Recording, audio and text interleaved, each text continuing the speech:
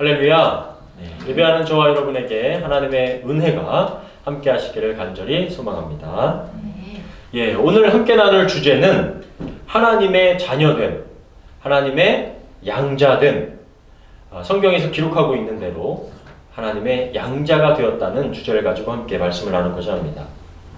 이 하나님의 자녀가 되었다는 이 주제가 저와 여러분에게 그렇게 새롭게 느껴지지 않는 것은 내가 이미 하나님의 자녀라고 생각이 되었기 때문일 것입니다. 하지만 하나님께서 우리를 자녀로 삼아주시는 그 과정과 자녀가 누리는 특권이 더 확실하게 무엇인지 알게 된다면 우리가 하나님의 자녀가 되었다는 것을 감히 내가 잘 알지 라거나 혹은 좀 당연한 주제, 진부한 주제라고 느껴지지 않으실 것입니다. 먼저 좀 이런 질문이 들 수가 있습니다.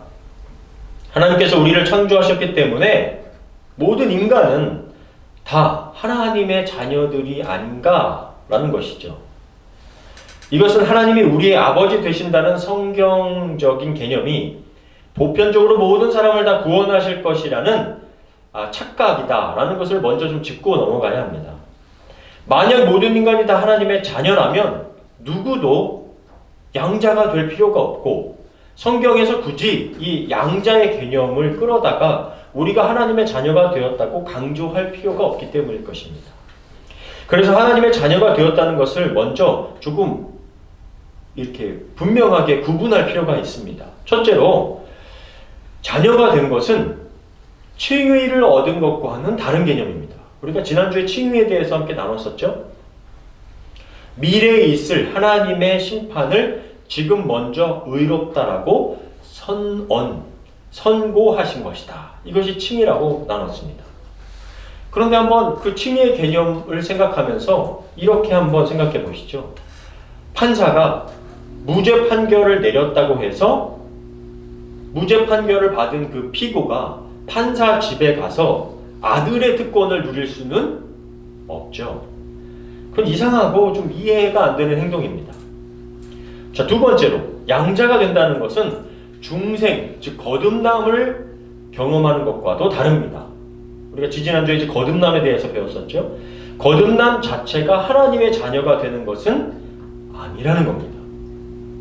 양자가 되는 것은 하나님께서 새로운 신분을 우리에게 허락해 주신 겁니다. 그 새로운 신분을 느끼고 하나님의 자녀답게 살아가게 되는 것을 우린 의미하는 것이죠. 자, 요한일서 3장 1절부터 3절인데요. 우리 같이 한번 읽어보겠습니다. 시작. 하나님 아버지께서 우리에게 베푸신 사랑이 얼마나 큰지 한번 생각해 보십시오. 그 큰 사랑으로 우리는 하나님의 자녀가 되었습니다. 그러나 세상이 우리를 몰라보는 것은 그들이 아버지를 알지 못하기 때문입니다. 사랑하는 여러분, 이제 우리는 하나님의 자녀입니다. 장차 우리가 어떻게 될지는 아직 모르지만 예수님이 나타나시면 우리도 그분처럼 되어 그분의 참 모습을 보게 될 것입니다. 그리스도 안에서 이런 희망을 가진 사람은 누구나 예수님처럼 자신을 깨끗이 지켜야 합니다. 아멘. 요한 사도는 하나님의 큰 사랑으로 우리가 하나님의 자녀가 되었다는 것을 밝히면서 후에 하나님의 그 참된 모습을 보게 될 것이다.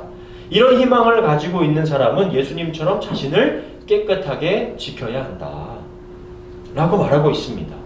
마치 예수님께서 우리의 큰 형 혹은 큰 오빠처럼 우리도 주님이 배웠던 것처럼 하나님을 뵐 것이다. 그래서 주님처럼 우리 자신을 이 땅 가운데서 깨끗이 지키고 보존해야 한다라고 말합니다. 그렇다면 또 궁금한 것이 생깁니다. 그저 하나님을 신으로 인정하는 신앙인과 자녀가 된 것을 누리는 신앙인의 차이가 있다면 어떤 차이가 있을까? 무엇이 다를까라는 것이죠. 이 말씀을 준비하면서 제 스스로 좀 궁금해졌습니다. 그러다가 문득 제가 얼마 전에 읽었던 출애굽기에서 하나님과 이야기했던 모세와 이스라엘 백성의 모습이 생각이 좀 났습니다. 이스라엘 백성들이 하나님의 존재를 경험하고 그분을 경외하기 시작했습니다. 모두 다 이스라엘 백성들이 하나님의 백성인 것을 인식하면서 하나님을 인지하면서 살기 시작한 거예요. 그런데 하나님을 아버지로 대하는 모습이 아니라 정말 경외의 대상, 두려움의 대상, 그리고 막연한 신적인 존재로 대하는 것을 말씀 가운데서 좀 볼 수가 있었습니다. 출애굽기 20장 18절부터 20절인데요. 백성들은 우레와 나팔 소리를 듣고 번개와 산의 연기를 보면서 떨며 멀리 서서 모세에게 말하였다. 당신이 우리에게 말씀하시면 우리가 듣겠습니다. 하나님이 우리에게 직접 말씀하시지 않도록 해주십시오. 그렇지 않으면 우리가 죽게 될 것입니다. 그러자 모세는 백성들에게 두려워하지 마십시오. 하나님이 내려오신 것은 여러분을 시험하여 하나님을 두려워하게 함으로써 여러분이 범죄하지 않도록 하기 위해서입니다. 하고 대답하였다. 모세는 하나님 앞에 나아가 아버지에게 말씀을 듣는 자녀와 같은 모습이라면 이스라엘 백성은 그저 무서운 신 앞에 벌벌 떨고 있는 사람들처럼 보입니다. 모세는 아무리 무서운 아버지라도 사랑으로 자녀들을 대하신다는 것을 알고 있는 정말 큰 형 같은 모습이라면 이스라엘 백성들은 아버지가 아니라 자신들의 삶과는 멀리 떨어져 잘못하면 벌만 내리는 그저 두렵고 무서운 신으로 대하고 있다는 것이죠. 모세가 이야기하죠. 하나님은 여러분들이 죄를 짓지 않도록 하기 위함으로 그저 그 두려움을 느끼게 하는 것이지 여러분을 직접 벌하려고 하는 것이 아니다라는 거예요. 물론 구약에서는 하나님을 그 누구도 아버지라고 부르지는 않았습니다.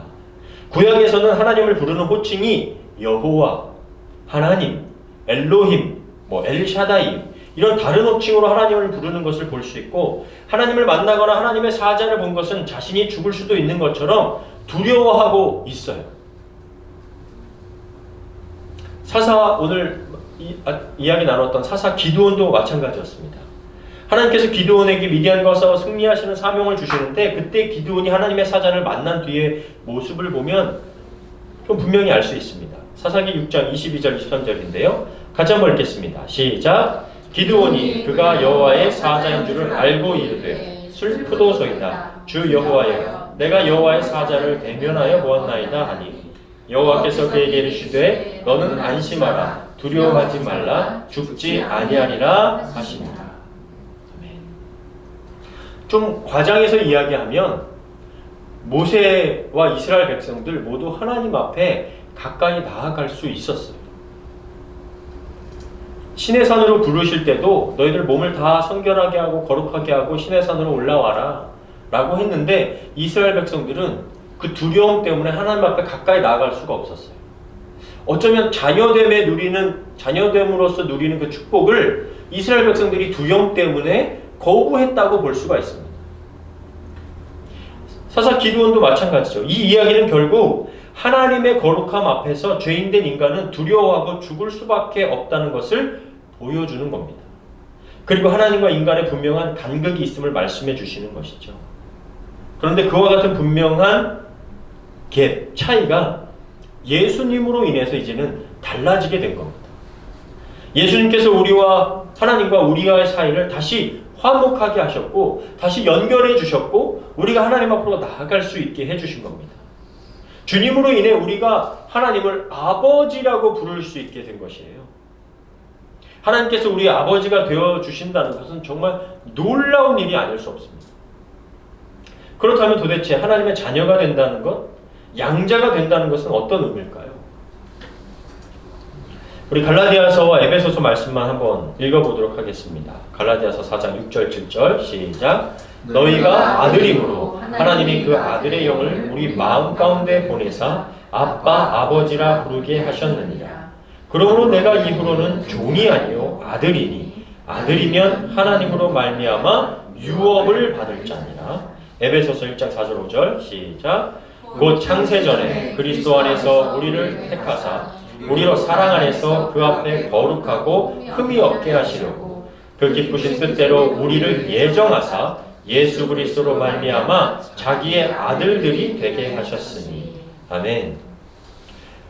과거 구약에서는 양자의 개념을 사용할 필요가 없었습니다. 왜냐하면 구약 시대에서는 가족의 구조 자체가 기본적으로 양자를 필요로 하지 않았기 때문이에요.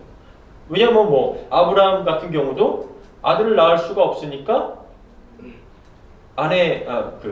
여종이었던 하갈을 택하여서 이스마엘을 낳죠. 그냥 자기의 아들이고 자기의 첩입니다. 그냥 그런 가족 개념이었어요. 그런데 신약 시대에서는 특별히 로마가 세계를 지배하고 있던 이 시기에는 양자를 인정하는 로마 법에 비추어서 지금 이 로마서 또 신약에 있는 이 양자의 개념을 좀 이해할 필요가 있습니다. 오늘날 우리 사회와는 달리 로마 사회에서는 법적으로 양자를 드리는 목적은 양자가 되는 아이의 권리와 특권을 보호하기 위해서라기보다는 주로 입양하는 사람이 얻게 될 이득과 만족 때문이었습니다. 그래서 주로 양자를 삼는 자들은 상류층에 있던 사람들이었어요. 이 양자를 드리는 이의 특권, 즉 예를 들어 노년을 위해서 양자를 드리는 경우도 있었고요. 자신을 이 양자가 보호하고 그 노년에 돌보는 것을 생각하면서 이 양자를 드렸습니다. 또 자신의 계급과 부를 유지하기 위해서 양자를 또 드리는 경우가 있었습니다. 그래서 로마에서는 양자가 되면 다음과 같은 상황들이 좀 변화가 있었습니다. 양자는 자기의 친부모와의 관계가 끝이 나고, 즉 친부모가 있음에도 불구하고 내 계급 또 노년의 내 삶을 위해서 분명히 아버지 어머니가 있는데도 불구하고 그 양자를 삼을 수가 있었던 거예요. 내 아들을 삼을 수가 있었습니다. 입양되는 새 가정의 아들로서 성도 바뀌고 새 생활을 시작하게 된다. 그리고 법적인 모든 권리를 갖는다. 양자는 남자에게만 적용된다. 양자는 양부의 유산을 이어받는 상속자가 된다. 양자는 과거의 모든 채무, 빚 전혀 없는 것처럼 법적으로 다 취하된다. 양자는 법적으로 양부의 아들이 된다. 이것이 로마법에 있었던 그 양자의 법이었어요. 양자가 된 사람의 특권이 상당하다는 것을 볼 수가 있죠. 예. 그래서 지금 시대처럼 자녀가 없는 사람이 혹은 어떤 아이가 가난하고 불쌍해서 데려오는 경우보다 친족 간에, 그러니까 친족 간에 저 조카인데 둘째 아들을 데려오는 경우가 있었고요. 이런 대부분 상류층에서 이런 신분의 대물림, 기득권 유지해 나가는 양상이 그런 로마법을 통해서 일어나는 것을 볼 수가 있었습니다. 마치 로마에서는 이런 것이 문화의 한 부분처럼 관습처럼 되어 있어서 친부모가 있음에도 자신의 아들을 삼는 것이었습니다. 놀랍게도 우리가 잘 아는 로마의 네로 황제, 이 네로 황제도 그 전 황제였던 클라우디오의 친자가 아니라 양자였습니다. 그런데 그 양자가 로마의 황제가 될 만큼 이 양자법의 그 권한과 특권이 아주 컸다는 거예요. 다시 말해 그 유업, 상속, 특권을 양자된 자들은 그대로 누릴 수 있었다는 거예요.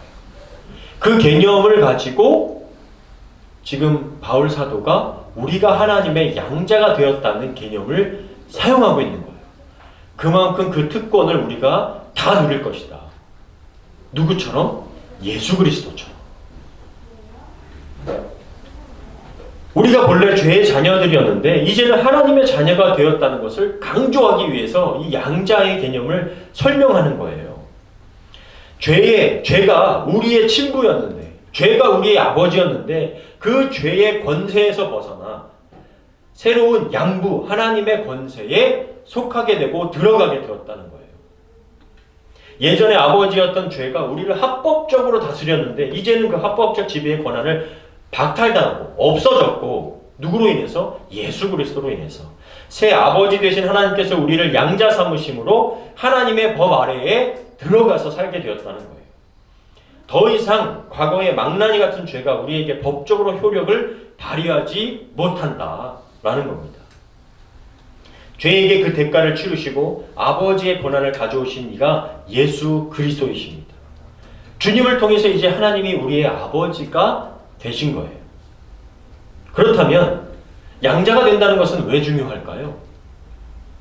우리가 의롭게 되고 거듭나는 것도 놀라운데 그것과는 달리 양자가 되는 것은 어떤 차이가 있을까요?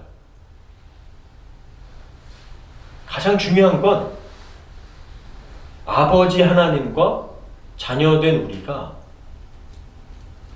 사귐이 일어난다는 거예요.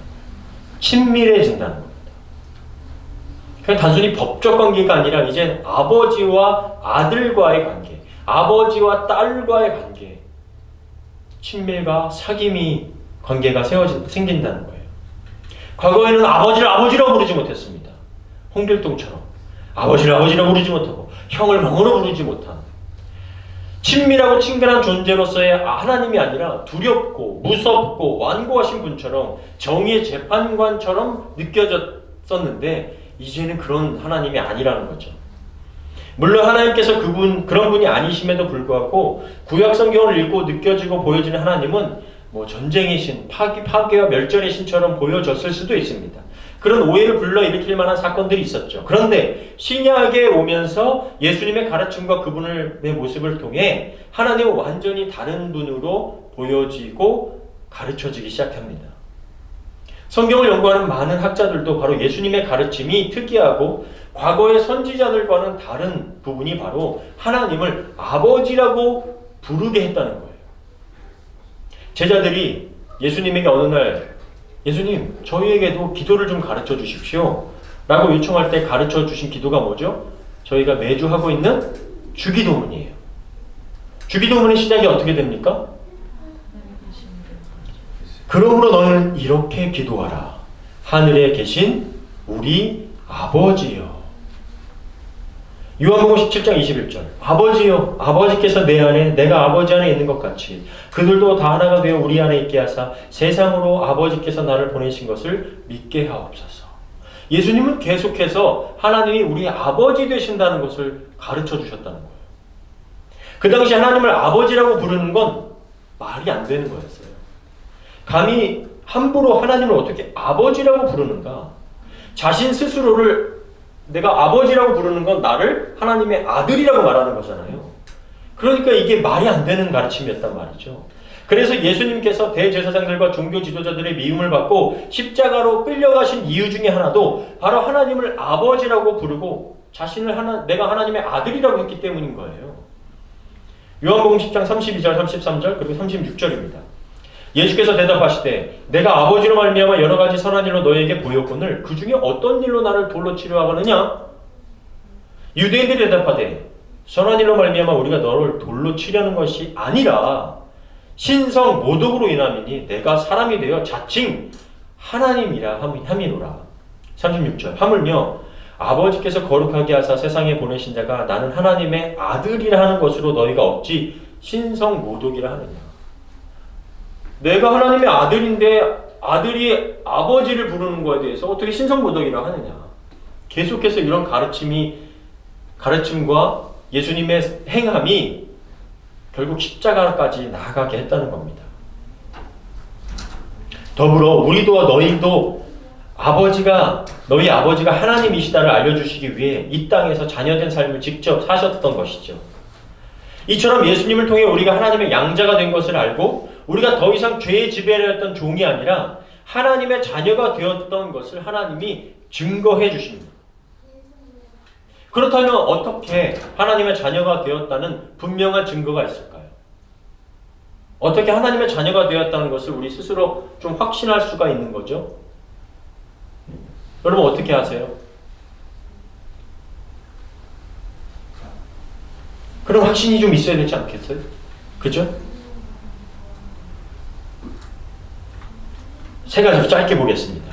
첫째는 성령의 인도하심을 받습니다. 로마서 8장 14절 한번 같이 읽겠습니다. 시작. 무릇 하나님의 영으로 인도함을 받는 사람은 곧 하나님의 아들이라. 하나님의 영으로 인도함을 받는 거예요. 우리의 지금 자녀들이 아버지, 어머니에게 또 자녀된 우리가 여러분들의 부모님에게 지도를 받고 영향을 받을 수밖에 없었죠. 먹는 것, 입는 것, 보는 것, 읽는 것, 말하는 것, 태도, 여러 가지 부모로부터 자연스럽게 배우게 됩니다. 그와 같이 하나님의 자녀들은 하나님께 배우고 자라게 돼요. 하나님의 말씀, 하나님의 생각, 그분의 마음을 통해 우리에게 가르치시고 배우게 하십니다.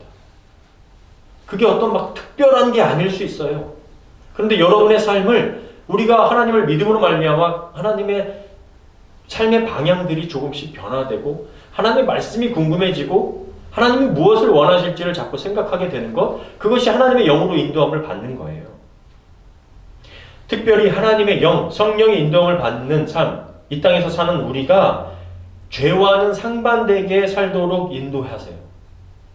양자 삼으시는 성령의 역사를 체험했다고 하면서 여전히 죄 가운데 놀아나는 사람은 우리가 속고 있는 거예요.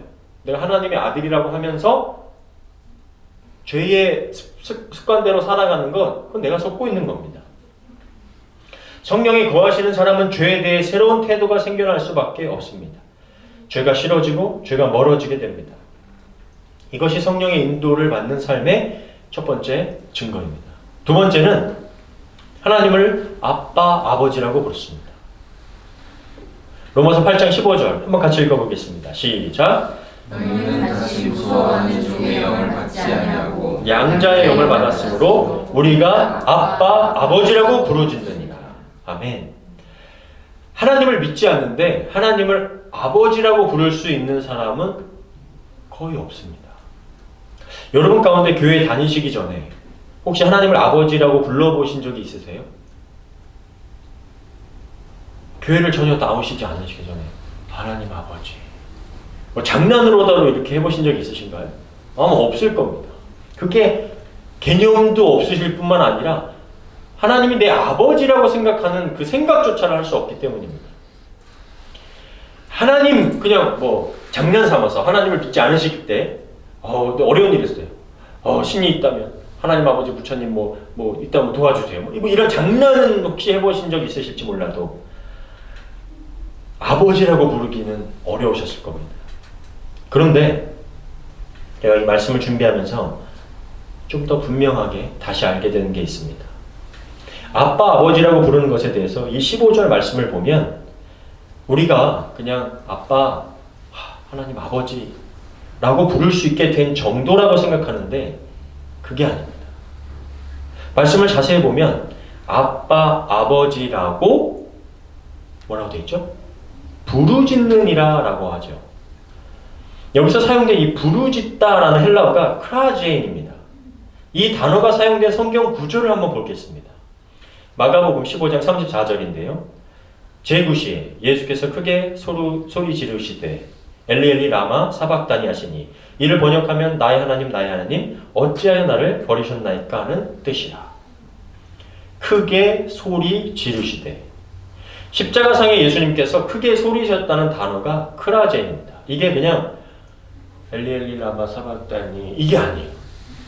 아버지 나의 하나님 어찌하여 나를 버리셨나이까 하시면서 정말 마지막 죽으시기 전에 지르시는 소리였어요. 그렇다면 이 크라제인 또 하나는 여인이 아이를 낳을 때 고통 속에 지르는 비명이 크라제인이에요.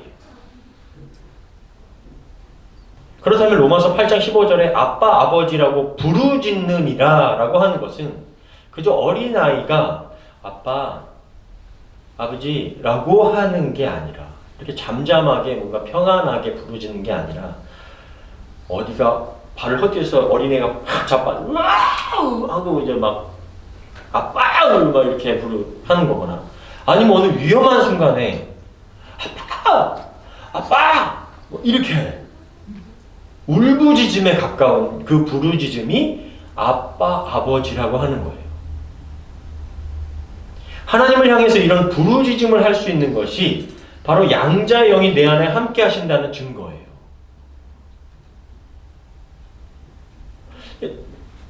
이 차이를 뭔가 좀 느끼실 수 있으실지 모르겠어요.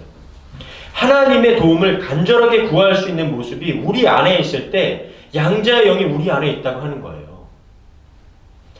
다시 말해서 이런 간절한 부르짖음의 기도를 혹시 드려보신 적이 있으세요? 정말 통곡하면서 내가 죽겠다고 하나님 아버지라고 부르면서 불러보신 적이 있으시냐는 거예요. 그럴 때 진짜 하나님 아버지 양자의 영이 우리 안에 함께 하시는 거라는 거예요. 저는 이 말씀 준비하면서 와, 이거 내 안에도 이런 간절한 부르짖음이 많이 상실됐구나. 정말 예전에 제가 기도할 때 저 예전에 다녔던 그 교회가 굉장히 거리가 멀었습니다. 한 30m, 40m 되는 저 앞에 십자가와 거리가. 그냥 정말 간절하게 기도할 때 그런 마음으로 기도했어요. 내가 아버지를 부를 때 내 아버지 소리가 저 앞에 십자가에 닿아서 내 목소리가 내 귀에 들리게 내가 하나님 아버지께 기도한다. 그래서 나중에 내가 목이 다 쉬어서 돌아가는 그런 간절함으로 기도를 했었던 적이 있습니다. 그러니까 그렇게 내가 불렀던 것 자체가 하나님께서 나의 아버지가 되어주시는 거구나. 정말 세상이 어려울수록 우리 삶의 부족함이 느껴질수록 어쩌면 오히려 더 평안하다 할 때에 더욱 하나님 아버지 앞에 내 삶을 간절하게 통곡하며 아빠 나 좀 도와줘요 라고 부를 수 있는 그런 아버지의 영, 양자의 영이 우리와 함께하는 성령의 인도함을 받는 그런 저와 여러분 다 되시길 바랍니다. 마지막 세 번째는요, 양자의 영이 우리 안에 내주한다는 말은 그 성도가 이 땅에서 탄식한다는 뜻입니다. 이게 무슨 뜻인지 한 번에 잘 안 와닿으실 거예요. 말씀을 한번 같이 읽어보겠습니다. 로마서 8장 22절 23절입니다. 시작. 피조물이 다 이제까지 함께 탄식하며 함께 고통을 겪고 있는 것을 우리가 아느니라. 그뿐 아니라 또한 우리의 성령의 처음 익은 열매를 받은 우리까지도 속으로 탄식하여 양자될 것 곧 우리 몸의 속량을 기다리느니라. 아멘. 이게 무슨 뜻이냐면 양자의 영, 즉 성령이 함께하는 자들은 죄로 인해 이 세상에 함께 고통받고 아파하는 것을 양자된 자들이 함께 느끼면서 탄식한다는 거예요. 이거 좀 더 쉽게 표현하면 우리가 나를 위한 기도만 하는 게 아니라 중보하며 기도할 수 있다는 거예요. 누군가를 위해서 혹은 이 아파하는 환경과 지구를 위해서 함께 탄식하며 기도할 수 있게 된다는 거예요. 그러니까 나만 잘 먹고 잘 사는 것에서 머물던 죄된 생각과 가치에서 하나님께서 맡기신 인간의 책임을 함께 통감하면서 피조물과 함께 탄식할 수 있는 거예요. 그리고 장차 우리가 얻게 될 자유를 기다리며 하나님 앞에 탄식하며 기도할 수 있는 것, 성령께서 우리와 함께 그 아픔을 통감하며 도우시고 탄식하시는 것을 내가 함께 경험하면서 사는 거예요. 그래서 탄식하며 기도할 때 우리가 더욱 구원의 날을 소망하며 사는 겁니다. 하나님 나라를 바라보고 꿈꾸며 사는 거죠. 하나님의 자녀된 저와 여러분, 우리는 이제 새로운 신분이 생겼습니다. 우리는 마귀의 자녀도 아니고 불순종의 자녀도 아니고 진노의 자녀도 아니에요. 하나님을 친밀히 알고 그분의 가족이 되어서 담대하고 자유롭게 하나님 앞으로 나아갈 수 있게 된 거예요. 그저 두려워하는 이스라엘 백성들처럼 그렇게 그냥 목사님이 대신 기도해 주세요. 누가 대신 기도해 주세요. 이게 아니라 진짜 내가 자녀가 되었기 때문에 아버지라고 하고 나아갈 수 있게 된 거라. 그리고 하나님의 자녀로서 책임과 유업과 특권을 함께 받아 누리게 된 것입니다. 하나님은 우리가 필요한 것이 무엇인지 다 알고 계시고 우리는 무엇이든 맡기고 구할 수 있는 든든한 아버지가 되신 거예요. 베드로전서 5장 7절입니다. 우리 다시 한번 읽고 마치겠습니다. 너희 염려를 다 주께 맡기라. 이는 그가 너희를 돌보시리라. 아멘. 하늘 아버지의 돌보심을 확신하고 염려와 근심을 맡길 수 있습니다. 아빠 도와줘요. 아빠 저 지금 힘들어요. 이렇게 기도할 수 있는 거죠. 당당하게 구할 수 있어요. 여러분이 양자되었기 때문에, 자녀되었기 때문이죠. 더불어 우리는 하나님의 나라를 상속받는 상속자들이 된 것입니다. 하나님의 자녀, 가족이 된 우리가 받은 놀라운 사랑에 감사함으로 그 특권을 누림으로 함께 살아가는 저와 여러분 다 되시기를 간절히 축원합니다. 아멘.